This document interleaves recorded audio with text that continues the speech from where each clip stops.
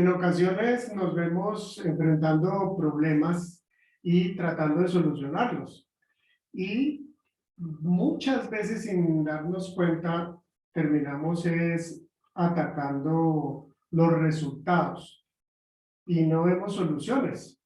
Por ejemplo, si yo me voy de vacaciones, si regreso a mi casa después de unas semanas y encuentro esta imagen en mi habitación, una telaraña bastante grande que está ocupando un buen espacio, pues, ¿qué hago yo para solucionarlo?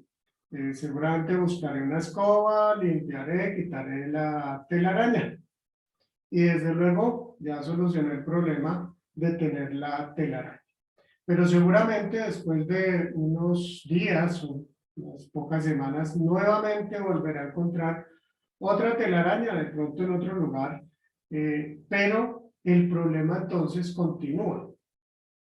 ¿Qué está sucediendo aquí? Que estoy atacando es el resultado, no estoy atacando la causa. ¿Qué tendría yo que hacer para solucionar completamente este problema, en el caso de la telaraña? Pues acabar con la araña. Eso quiere decir pues que debo de fijarme muy bien de no estar atacando los resultados, de no estar atacando el efecto, sino la causa. Esto sucede con muchos otros problemas, por ejemplo, en el caso ya político y social, muchas veces se está atacando la inseguridad, el desempleo, la falta de recursos, en general la injusticia, la violencia, pues también la corrupción, muchas cosas que afectan a un país. Y resulta que si nos fijáramos bien, nos preguntáramos si realmente se está atacando la causa, muchas veces entenderíamos que se está atacando es el efecto, el resultado. La charla de hoy, nuestra predicación, reflexión de hoy, que es la 10ª charla del tema de cristianismo y política, lleva este título: la causa o el efecto. La causa o el efecto. Bien, comenzamos entonces recordando lo que vimos hace una semana. Todos estos son elementos que deben de dejarnos enseñanzas, principios principalmente, más que otra cosa, principios. Principios para nuestra toma de decisiones, nuestra forma de recibir, de vivir, de entender el tema de la política y especialmente el tema de la política partidista. Aquí vemos entonces una parte de la historia cuando el pueblo judío fue deportado a Babilonia y llegan allí. Entonces están estos 3 jóvenes que, recordemos, les habían puesto nombres babilónicos y el uno se llamaba Sadrach, el otro Mesach y el otro Abed-Nego. Resulta que el rey Nabucodonosor manda construir una estatua bastante alta, de 27 metros por 2,5 metros de ancho, y ordenó que todo el mundo le adorara en el instante que se hicieran sonar instrumentos. Ahí describe diferentes instrumentos, pero la orden era que todo el mundo debía de postrarse y adorar a esta estatua, a este ídolo de oro. Y decía esta orden del rey que el que no lo hiciera, inmediatamente iba a ser arrojado al horno de fuego, un horno muy ardiente, donde desde luego allí moriría quien se negara a hacer. Estos 3 jóvenes entonces se niegan a hacerlo. Ellos saben cuál es la orden, conocen perfectamente y son llevados ante el rey. El rey entonces, muy molesto, les pregunta, les dice qué les sucede y estos jóvenes responden lo siguiente: si se nos arroja al horno en llamas, el Dios al que servimos puede librarnos del horno y de las manos de su majestad. Pero aún si nuestro Dios no lo hace así, sepa usted que no honraremos a sus dioses ni adoraremos a su estatua. Esto entonces nos habla de una fe de estos jóvenes, de una claridad en quién es Dios. Y esa fe pues les permite a ellos confiar absolutamente en lo que pueda suceder. Ellos no están asegurando que Dios los va a librar de ese castigo, pero ellos sí están diciendo, seremos fieles, pase lo que pase, y si tenemos que morir, pues moriremos. Y entendemos que si Dios no nos libera, Él sabe por qué. Esta realmente deberá ser entonces nuestra postura en medio de las dificultades. Vimos también que entonces a estos jóvenes son arrojados al horno y sorprendentemente para el rey, él ve que dentro del horno ya no hay solo 3 jóvenes que fueron arrojados vestidos como estaban y amarrados de pies y manos. ¿Qué sucede? El rey ve que no hay 3 sino 4. Y dice que el cuarto tiene una figura de Dios. Entonces, este rey, pues totalmente asombrado y sorprendido, él ve que no hay ningún daño en estas 4 personas, y entonces él los llama para que salgan del horno. Inmediatamente, pues ellos salen del horno, ya todas las personas se dan cuenta que ni aún sus cabellos se han quemado y sus ropas no huelen a leña. Entonces hay aquí una reacción del rey donde él, pues muy sorprendido, ordena que nadie puede hablar mal del rey de los judíos o del rey de Sadrach, Mesach y Abednego. Estos jóvenes conocían muy bien la escritura también, conocían la palabra de Dios. Y recordemos de un texto que se encuentra en Éxodo 20, ellos entendían perfectamente esto, donde dice que Dios es un Dios celoso y que no acepta que se le dé lugar a otro ídolo en la tierra. Entonces dice, no te inclines delante de ellos ni los adores. Yo, el Señor tu Dios, soy un Dios celoso.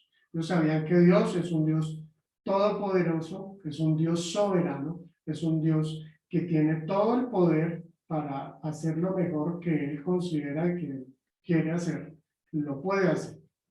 Entonces, estos jóvenes habían entendido perfectamente que su fidelidad mayor debe estar con Dios y que realmente ellos deben fidelidad a Dios, suceda lo que suceda en este tipo de situaciones.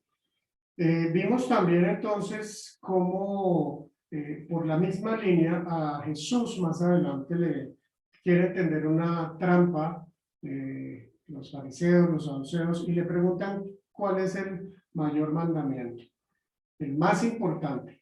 Y Jesús les responde, ama al Señor tu Dios con todo tu corazón, con todo tu ser, con toda tu mente. Este es el primero y el más importante de los mandamientos. ¿Qué está diciendo entonces Jesús? Esto es lo que todo ser humano debe tener presente. Este es el mandato más importante. Hay más mandatos, hay más leyes, pero si queremos resumirlo, entonces el más importante es entender, saber, comprender, vivir que debemos amar a Dios, amarlo. Y además aquí lo dice con todo tu corazón, con todo tu ser y con toda tu mente. Es decir, con todo nuestro ser debemos amar a Dios. No debemos simplemente volverlo algo de rutina, de costumbre, sino que sea algo vivo en mí. Por eso hemos dicho, es una relación, lo que Dios quiere, y es un cambio de adentro hacia afuera. Es un verdadero amor que solamente se puede desarrollar en la medida que estamos conociendo a Dios. Así que este es el mandato fundamental que nadie debe ni puede pasar por alto, porque tiene realmente una trascendencia única. Pero lo importante que veamos es que además de que Jesús hace esta claridad, Él no se queda ahí, sino que además agrega, sin que nadie le haya preguntado, Él dice, y el segundo se parece a este, ama a tu prójimo como a ti mismo. Listo, Jesús pudo haber terminado ahí y haber dicho, bueno, ese mandato es muy parecido al anterior, es el segundo en importancia y listo. Pero él aclara en otra frase también, de alguna manera dice, ¿por qué es tan importante? Y dice, de estos 2 mandamientos dependen toda la ley y los profetas. Es decir, este es el fundamento de nuestra vida, debe ser el fundamento de nuestra vida. Amar a Dios y amar al prójimo como a uno mismo. Esos son entonces aspectos básicos dijéramos el ABC de todo creyente. Y por esto es importante tener en cuenta estos dos, porque también tienen que ver con el tema de la política. Ningún mandatario, como lo vimos en el caso anterior, con el rey Nabucodonosor, puede llegar a querer ocupar el lugar. Puede quererlo, pero que nosotros lo permitamos, no. No podemos permitir que ningún mandatario, ningún rey, ningún gobernador, si ordena algo que es opuesto a lo que Dios ha ordenado, entonces nosotros inmediatamente vamos a obedecer porque así debemos hacerlo. No. Es algo que es claro que nuestra fidelidad primera está con Dios. Entonces, y el segundo es amar al prójimo. No podemos darnos la libertad de decir entonces, como este no es de mi corriente política, yo tengo la libertad de odiarlo, de hablar mal de él, de desprestigiarlo. Es algo que está diciendo Dios, Jesucristo muy claramente, es el segundo mandamiento en importancia. Y Jesús lo enseñó, queremos amar al prójimo como uno mismo y amar al enemigo. Entonces Jesús va más allá, es muy claro. Y entonces podemos tener esa claridad en estos dos aspectos que estos principios deben de regir también nuestra vida en el campo político y especialmente en el campo político partidario, donde tantas pasiones manejan a la gente y nos podemos dejar arrastrar fácilmente si no nos cuidamos. Entonces, vamos hoy a pasar a otro tema también que tiene que ver con este aspecto de la política.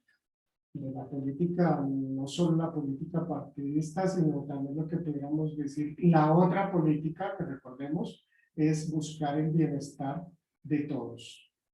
Entonces, miremos, como ya lo hemos hecho anteriormente, un tema que se encuentra en el Antiguo Testamento. La realidad política en el Antiguo Testamento es esta primera parte. Aquí, pues, como el ilustrador lo imaginó y lo graficó, vemos al profeta Amós. El profeta Amós desarrolló su ministerio en el siglo VIII antes de Cristo. Y pues esto que nos dice, que se encontraba en un periodo en el que el reino del norte, es decir, el reino que se llamaba Israel, ya después de que se había dividido la nación completa, el norte y el sur, el profeta Amós desarrolló ese ministerio allí en el reino del norte. Lo hizo más o menos hacia mediados del siglo VIII. Faltaban solamente, cuando él comenzó su ministerio, solamente 30 años, únicamente 30 años, para que el imperio de Asiria llegara a destruir el reino del norte. El gobierno estaba del rey de Israel, perdón, del reino de Israel estaba bajo el rey Jeroboam II. Y en este tiempo, la nación de Israel estaba prosperando económicamente bastante, mucho, mucho. Y lamentablemente, algo similar a lo que pasa en algunos de nuestros países, especialmente latinoamericanos, esa prosperidad no era para todo el pueblo. Los que estaban prosperando eran los ricos y los pobres entonces cada vez estaban viéndose en mayores dificultades.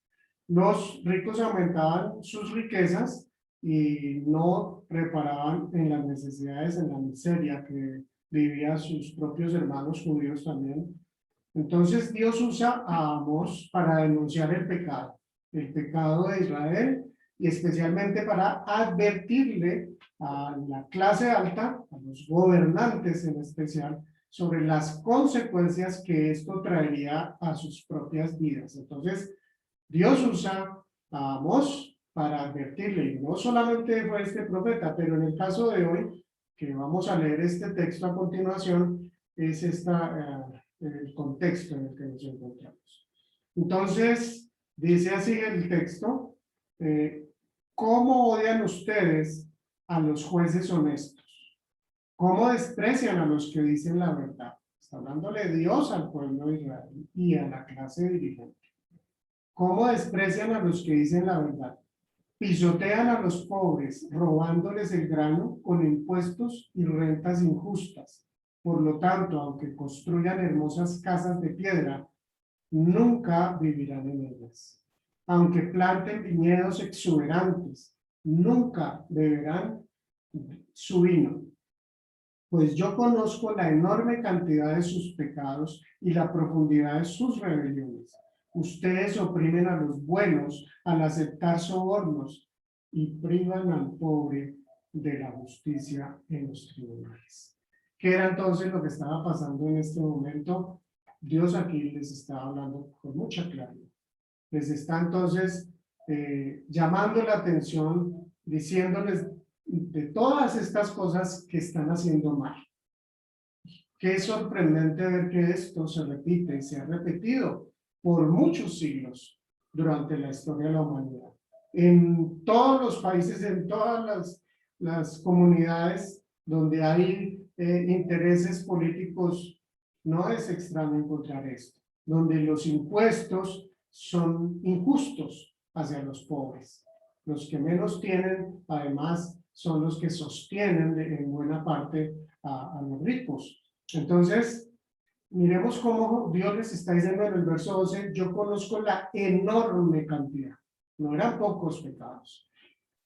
Pero, pues aquí, nosotros podemos decir, sí, esto es muy habitual en los seres humanos, pero, qué bien si nosotros miramos un poquitito de quién estamos hablando.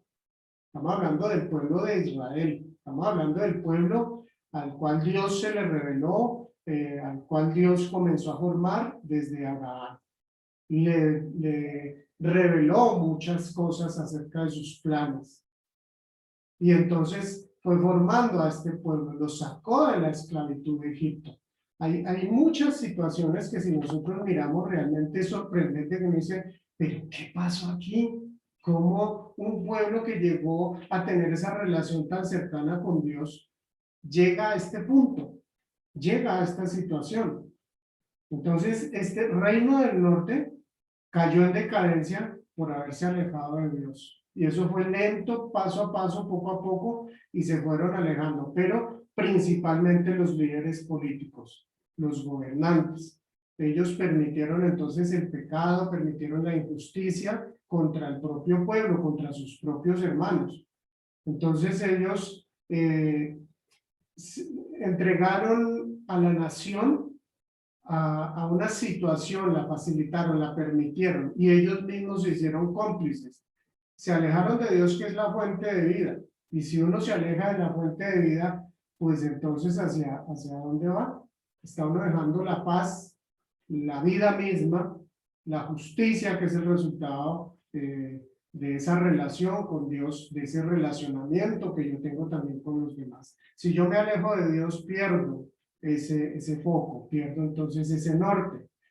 Entonces, cuando se aleja de Dios el pueblo de Israel, pues cae en el pecado, y esto lleva desde luego a la injusticia. Y esa injusticia crece, ese pecado crece, y entonces se hace evidente en la nación entera. Esto entonces está pasando no solo con el rey, con las demás personas de la autoridad, están los jueces también facilitando entonces la opresión del pobre. Entonces, unos pocos años después de esta advertencia, miremos esta imagen, esta es una gráfica de cómo los asirios trataban a las personas que ellos llegaban a vencer. Aquí estamos viendo casi en el centro el hombre que está de pie con una lanza, le está sacando los ojos a esta persona que está arrodillada. Y tiene en la otra mano una cuerda que va hacia, no es muy claro, pero si nos fijamos, esa cuerda va hacia el rostro y particularmente hacia la nariz. Los asirios tenían la característica de ser, tienen la fama de haber sido el imperio más cruel con su trato hacia los pueblos que ellos derrotaban. Y en este caso, pues no fue la excepción lo que sucedió con el pueblo de Israel. ellos tomaban a las clases más ricas y dirigentes de los pueblos y les colocaban argollas como si fueran vacas y con cuerdas los llevaban entonces a rastres. Esto es lo que vemos en esta gráfica. Y vemos entonces la terrible consecuencia de lo que ellos llegaron a vivir, esta nación de Israel y principalmente la clase gobernante. Entonces, muy importante tener presente que no por llegar a haber sido pueblo de Israel, entonces ya estaban exentos. No. ¿Por qué? Porque Dios busca es una relación personal.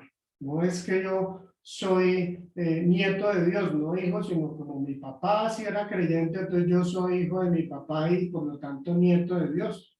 Hay una frase por ahí que dice, que no es cierta, no está en la Biblia, pero no es cierta, Dios no tiene nietos, Dios tiene hijos. Y es lo que Dios quiere con cada uno de nosotros, una relación personal con cada uno. Bueno, vamos entonces ya pasando, fijémonos que hay unas enseñanzas importantes en esta parte del Antiguo Testamento, pero qué bueno que vayamos entonces al Nuevo. Ya te hemos dicho que el centro de la máxima revelación en la Biblia es Jesucristo mismo. Entonces vemos esta parte donde he titulado Jesús enfrenta la verdadera causa.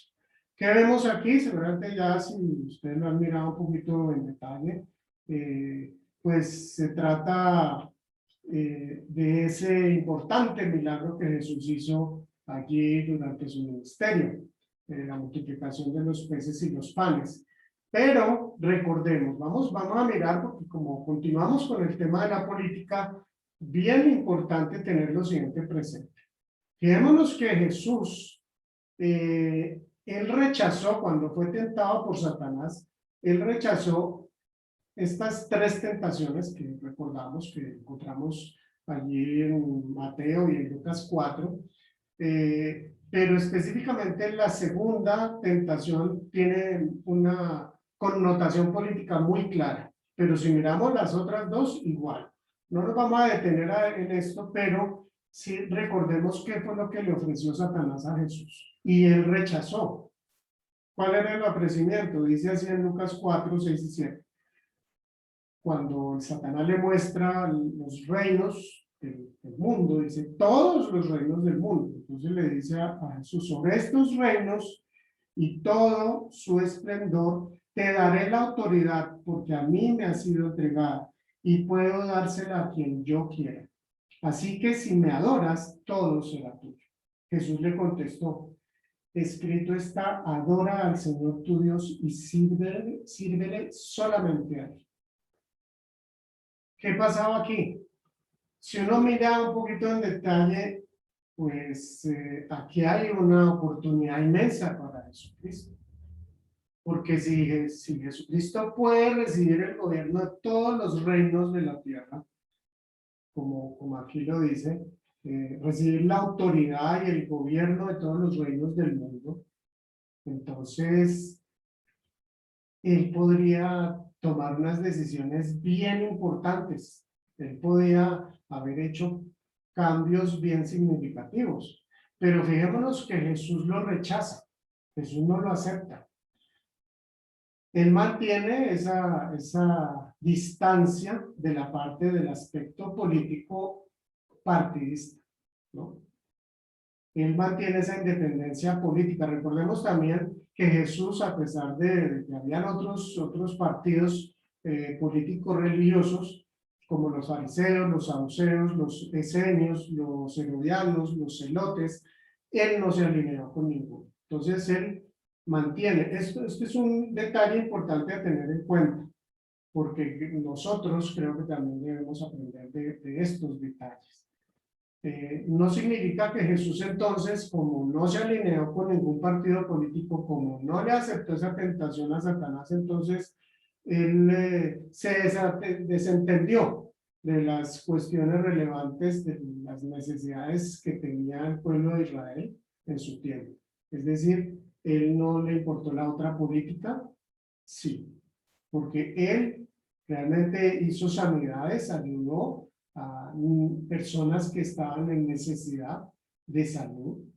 Él también predicó el amor, el perdón, Él entonces, en este caso que vamos a ver, él le dio alimento a una gran multitud, a 5.000 personas. Entonces, Jesús no se desentendió de lo que podríamos llamar la otra política. Él también buscó el bien común, el bien de los demás. Este milagro entonces, que es uno de los más impactantes, sucede más o menos un año, este que vamos a ver, el de la multiplicación de los panes, sucede un año más o menos, un año antes de que Jesús vaya a entregar su vida en la cruz. ¿Por qué? ¿De dónde encontramos, cómo podemos saberlo? Porque el Evangelio de Juan nos dice que cuando Jesús se dirigía con sus discípulos hacia Betsaida, que es cuando comienza esta narración, estaba cerca la fiesta de la Pascua. Y sabemos que Jesús, un año después, es cuando él va hasta Jerusalén y entrega su vida en la cruz. Pero nos dice Juan en el capítulo 6 que mucha gente entonces lo vio, lo identificó cuando ellos se dirigían a Betsaida en la barca. Entonces, dice, mucha gente lo seguía porque veían las señales milagrosas que hacían los enfermos. La gente lo seguía, ¿por qué? Por los milagros. Dice que ya cuando Jesús llega allá y la multitud se había adelantado y ya estaba toda esta cantidad de gente, él tuvo compasión. ¿Y qué hizo Jesús allí?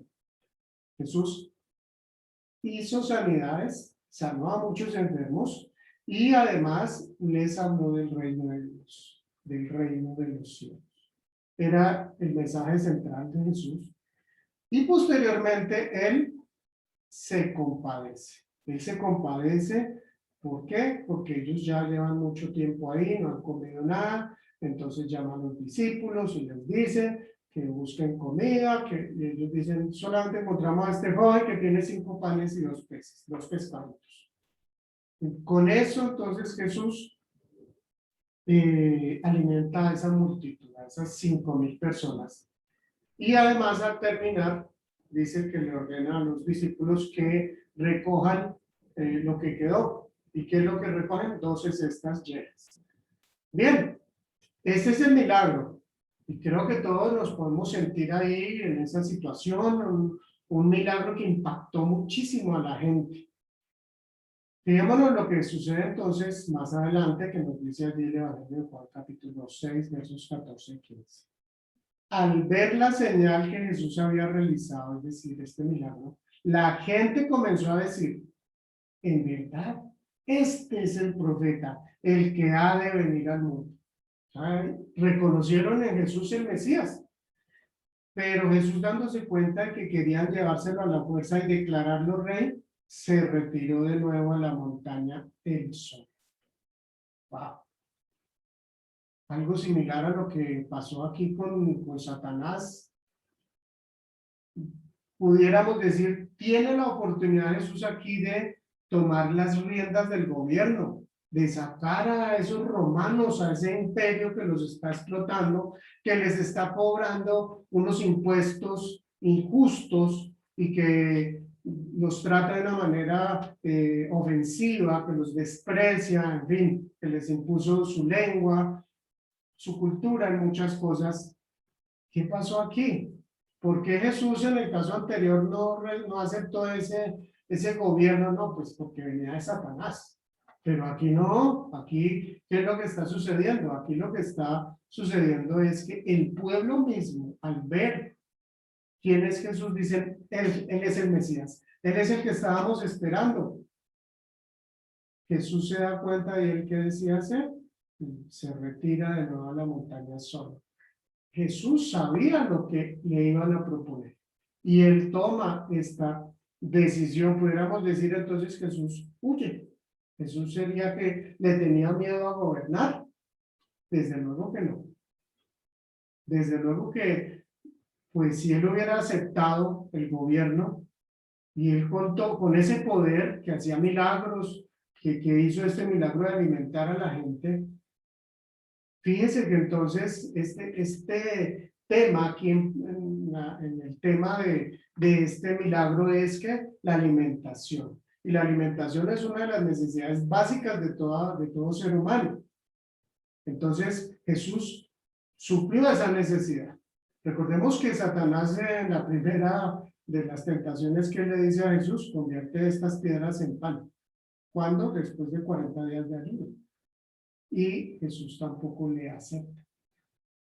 Porque finalmente está proponiéndole una solución a una necesidad, pero no una solución acorde con los planes de Dios. Y en este caso, imaginémonos Jesús. Jesús acepta el gobierno.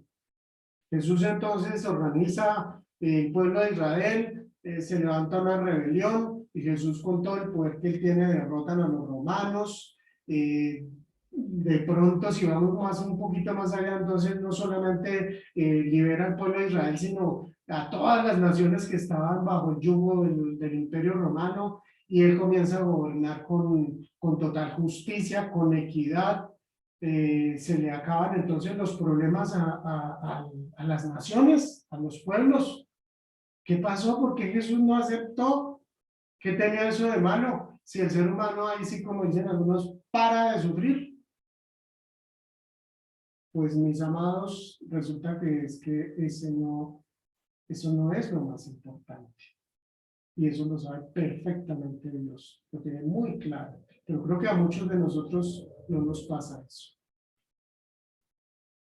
Resulta que si Jesús hubiera hecho eso, habrían continuado dos problemas. Primero, el ser humano seguía siendo malo. Recuerdan que es un principio que también lo hemos hablado antes, que Jesús mismo también lo dijo: si vosotros siendo malos sabéis dar cosas buenas a vuestros hijos, y al resto del mensaje, ¿cierto? ¿Por qué me llamáis bueno? Solamente hay uno bueno, que es Dios. Entonces, esa maldad seguiría en el corazón del ser humano.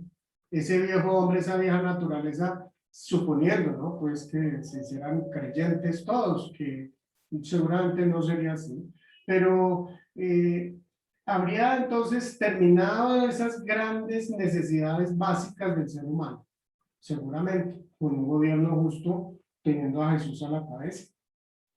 Pero el ser humano seguiría rumbo a la perdición eterna. Y ese es el segundo problema. Y ese es mucho más grave.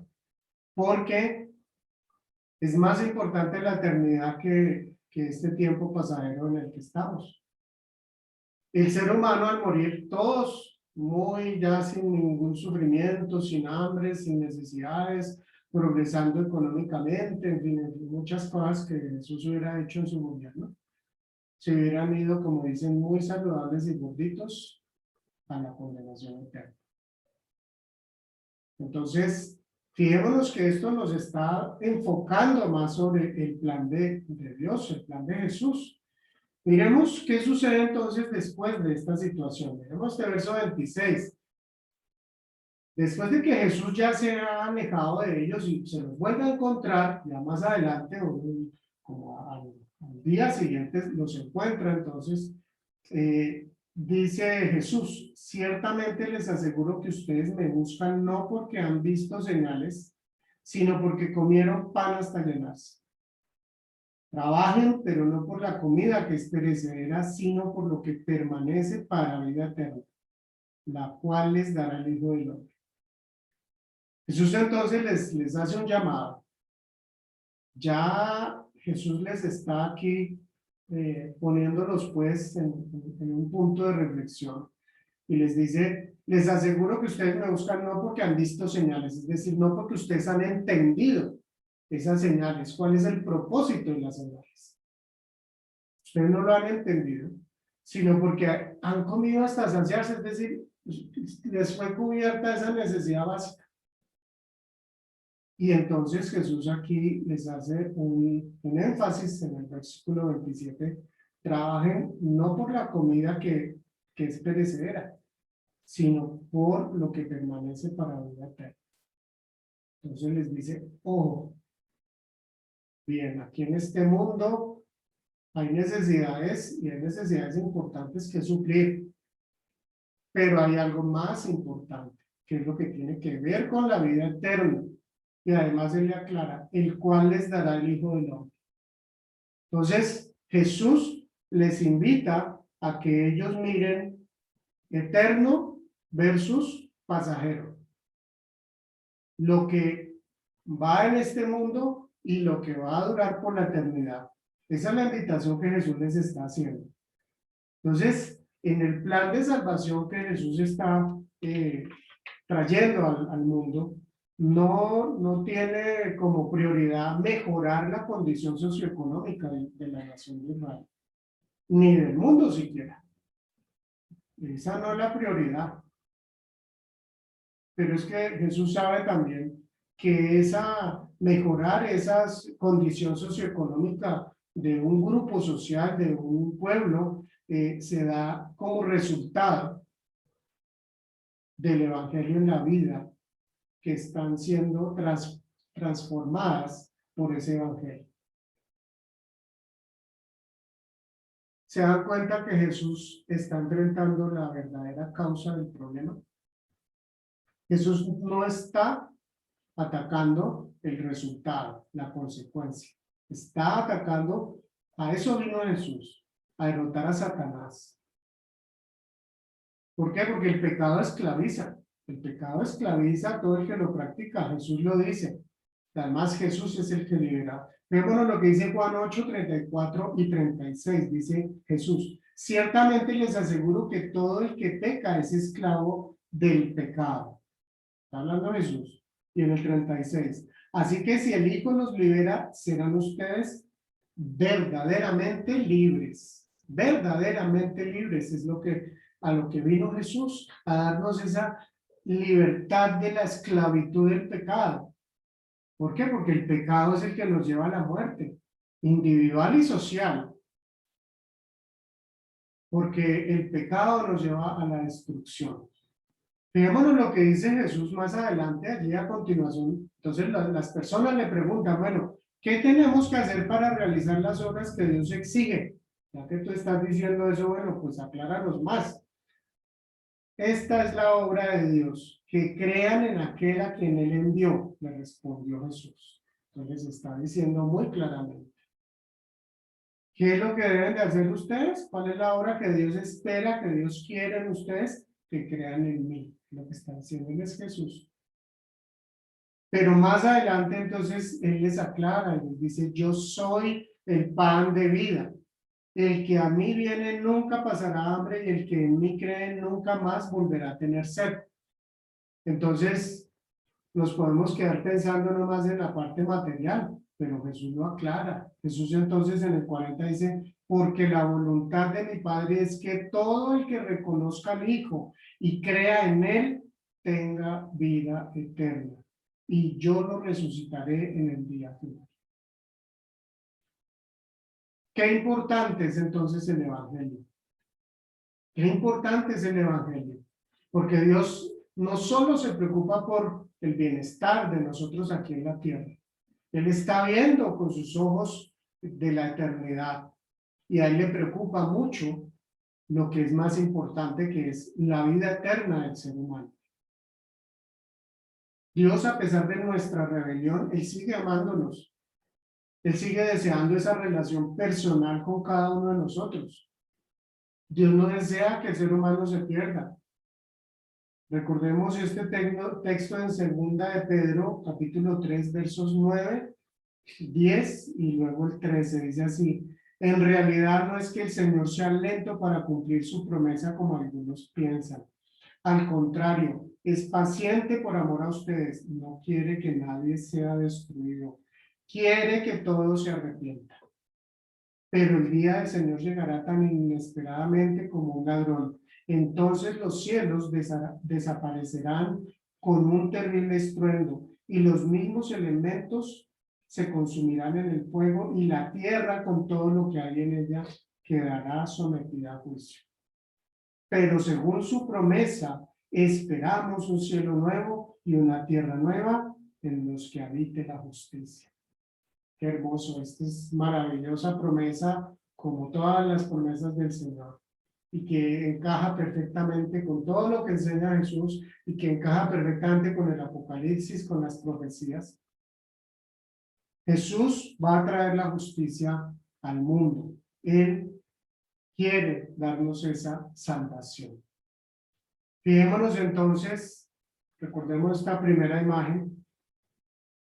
Jesús vino entonces a atacar la causa del dolor, de la injusticia, del sufrimiento en todas las personas, que es ¿cuál? El pecado. Dios anhela que todo ser humano salga de la esclavitud del pecado y que tenga vida y vida en abundancia. El único verdadero cambio profundo y duradero que necesita todo ser humano y que necesita toda comunidad y necesita todo pueblo, toda nación, es el Evangelio. Por eso Jesús es el mayor regalo de Dios para ti y para mí. Solamente Él es el pan de vida eterna. Pasemos a las conclusiones. La primera dice así: alejarnos de Dios nos acerca al pecado, y este arrastra la injusticia y la violencia.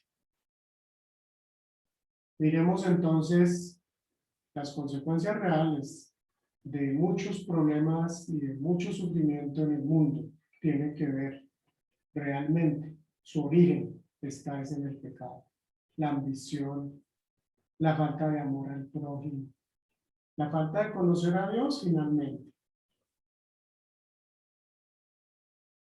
Segunda conclusión, vamos a la segunda, el pecado esclaviza a las comunidades que no han sido transformadas por el Evangelio. El pecado es el que hace esclavo al ser humano y lo degrada. Y necesitamos por eso el Evangelio para que pueda ser transformada la sociedad. En el plan de salvación no es prioridad mejorar la condición socioeconómica de una nación, pero esta primera parte desde luego es para que tengamos muy claro, no que no sea importante, no estoy diciendo eso ni afirmando que a Dios eso no le interesa. Tenemos muy claro en el ministerio de Jesús aquí en la tierra que sí le preocupaba y sí le interesa. Bueno, es lo más importante. Entonces, la condición socioeconómica no es la prioridad en el plan de salvación.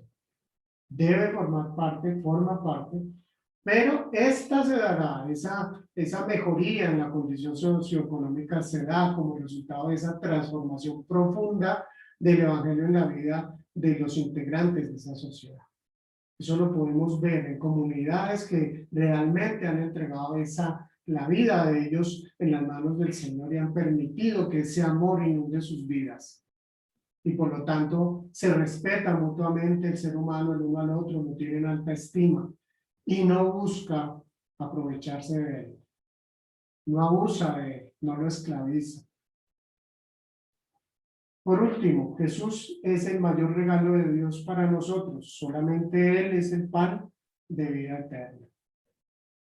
Mi amado, mi amigo, tengamos entonces estas y las anteriores conclusiones presentes para nuestra vida en el campo político y especialmente en el campo de la política partidista.